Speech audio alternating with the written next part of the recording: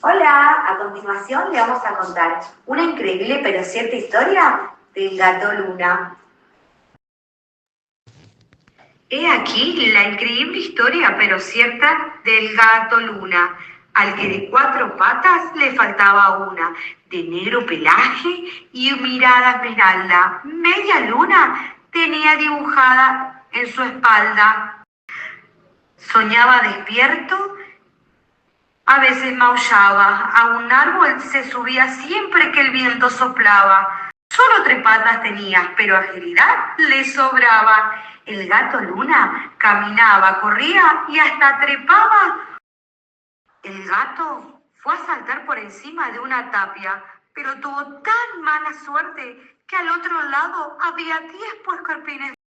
El gato se llenó de púas y de tanto limpiarse se quedó dormido. De pronto, a medianoche, apareció una lagartija y comenzó a sacarle las púas. Y le dijo, tengo un mensaje para ti de la luna Catalina.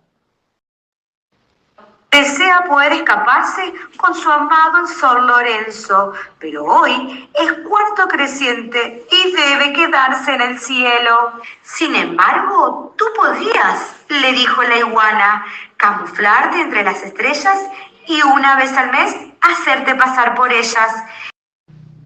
El gato, sorprendido, decidió aceptar el trato, no sin antes preguntar qué le ofrecía la luna a cambio. El resto del mes podrás tener la pata que te falta.